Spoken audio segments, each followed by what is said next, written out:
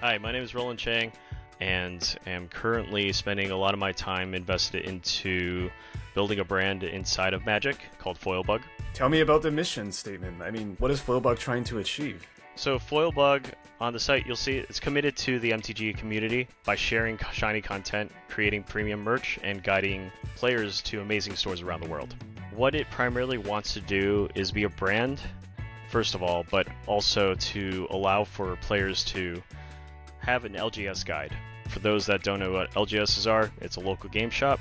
It's something that I don't think anybody has really successfully done, so I want to capture that and be able to bring a spotlight to all these different stores that probably deserve it, but also in the meantime provide them something that they can kind of work up to build up to and spike the attendance whenever I'm going to one of these type of LGSs.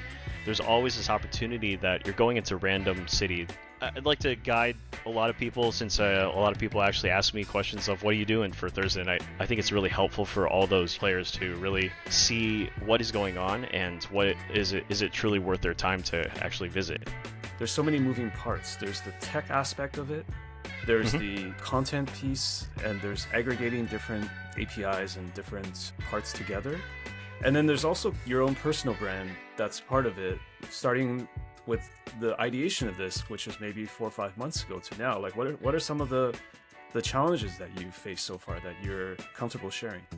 At one point, I was reaching out to a friend of mine. He's definitely been more in that entrepreneurial world, doing his own very successful startups, and he's basically just like, just get started. These challenges that you're seeing right now, they're never going to really go away, because there's always going to be new challenges, and you're just going to have to really start chipping away at everything. And I think maybe that's the allure to these type of startup companies, is that you'll never really be done with the work until you sell it.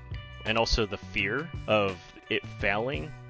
Been so much said about fear of failure, and without failing you're never going to get anywhere in life, so you're just going to have to like fail and fail and fail until you actually truly succeed. So yeah, I have a lot of fear of failure. I was almost petrified to really start up Foilbug. Waking up and realizing that I didn't have an employer anymore, and this is on me. And am I going to just wallow in my own self-pity? Hell no. I had to basically just pull myself up. I mean, not to sound too cliche, but I didn't want to be just another casualty of this set of tech layoffs last quarter. I wanted to do something for myself, and I think that I had a better vision than maybe some other people that have come out of a layoff. Don't get me wrong, I spent about 3 months during that time right after I got laid off. It was reworking my resume, reaching out to industry contacts in advertising. I mean, I have a lot of network to work with there, a lot of credibility after 15 plus years in digital advertising. So I was walking away from that. In my mind, I could at least use all those skills that I developed professionally in that corporate setting and apply them into my own work ethic on the Magic side, into a brand that I cared about, that was truly a passion project. Yeah, I mean, it wasn't necessarily perfect or even organized the way that I always wanted it to be, but if this fails, it's my fault. And if it doesn't hit particular deadline, it's my fault. So that is the type of fear that is going to help me create that pressure that I need. And that is the stuff that is really pushing me to, figure out what is next, right?